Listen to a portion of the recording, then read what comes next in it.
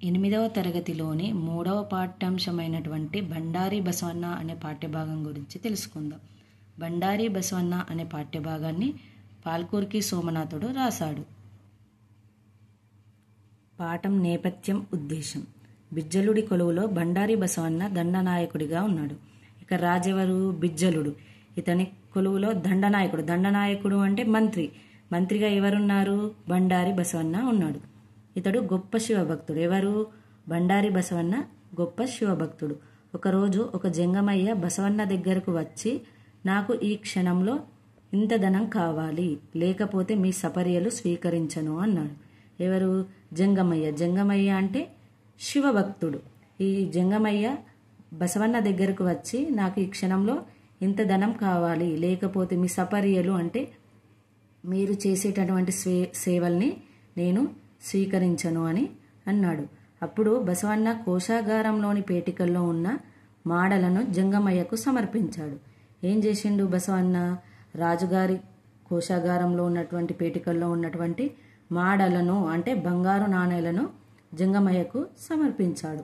అది చూసిన ఇతర మంత్రులు బిజ్జలుడి దగ్గరకు పోయి బసవన్న రాజద్రోహం చేశాడని చెప్పాడు. ఏంటి?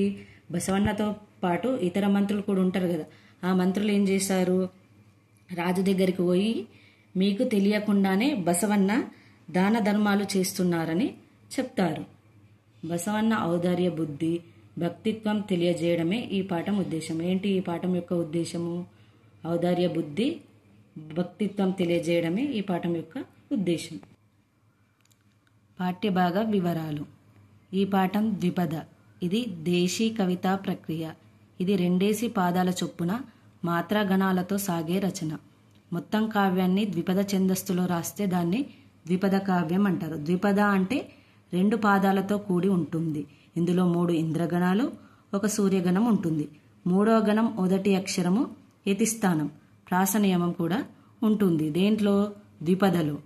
ఈ పాఠం పాల్కురికి సోమనాథుడు రాసిన బసవపురాణం తృతీయ శ్వాసంలోనిది. ఏంటి? ఈ బండారి బసవన్న అనే పాఠము పాల్కురికి సోమనాథుడు రాసినటువంటి బసవపురాణంలోని తృతీయ శ్వాసంలోనిది, అంటే 3వ చాప్టర్లోనిది. ఇప్పుడు కవి పరిచయం చూద్దాం. దేశీ సాంప్రదాయంలో రచనలు చేసిన మొట్టమొదటి కవి పాల్కురికి సోమనాథుడు. తెలుగు స్వతంత్ర కావ్యాన్ని రాసిన తొలి కవి. ఏంటి? దేశీ సాంప్రదాయంలో రచనలు చేసిన తెలుగులో స్వతంత్ర కావ్యాన్ని రాసిన తొలి కవి ఎవరు అంటే పాల్కురికి సోమనాథుడు. బసవేశ్వరుని చరిత్రను పురాణంగా నిర్మించి ద్విపదకు కావ్య గౌరవం కలిగించిన శైవకవి. శైవకవి అంటే శివభక్తుడు, శివుణ్ణి ఆరాధించే కవి అని అర్థం. ఈ పాల్కురికి సోమనాథుడు జనగామ జిల్లా పాలకుర్తి ఈయన జన్మస్థలము. బసవ పురాణము, అనుభవసారము, బసవద్దోహారణము, వృషాధిప శతకము, చతుర్వేద సారము, చిన్నమల్లు సీసములు, పండితారాధ్య చరిత్రము మొదలైనవి సోమన కృతులు. కృతులు అంటే రచనలు. ఈయన రచనలేంటి? బసవ పురాణము, అనుభవసారము, బసవదోహారణము, వృషాధిప శతకము, చతుర్వేద సారము, చిన్నమల్లు సీసములు, పండితారాధ్య చరిత్రములు ఈయన యొక్క రచనలు. రగడ, గద్య, పంచకం, అష్టకం, ద్విపద, శతకం, ఉదాహరణం మొదలైన సాహితీ ప్రక్రియలకు ఈయన ఆద్యుడు. సంస్కృత, తమిళ, కన్నడ, మరాఠీ భాషా పదాలను యథేచ్ఛగా తన రచనలో ఉపయోగించిన బహుభాషా కోవిదుడు. ఏంటి? సంస్కృత, తమిళ, కన్నడ, మరాఠీ భాషా పదాలను స్వేచ్ఛగా తన రచనలో ఉపయోగించిన బహుభాషా కోవిదుడు. బహుభాషా కోవిదుడు అంటే అనేక భాషలు నేర్చుకున్నటువంటి వారు అని అర్థం. తెలుగులో మణిప్రవాళ శైలిని వాడిన తొలి కవి కూడా ఈ పాల్కురికి సోమనాథుడే. ఏంటి? తెలుగులో మణిప్రవాళ శైలి అంటే ఏంటి? రాసేటటువంటి విధానం. తెలుగులో మణిప్రవాళ శైలిని వాడిన తొలి కవి కూడా పాల్కురికి సోమనాథుడు. ఇతను 12వ శతాబ్దానికి చెందిన కవి. ఇప్పుడు ప్రవేశికను చూద్దాం.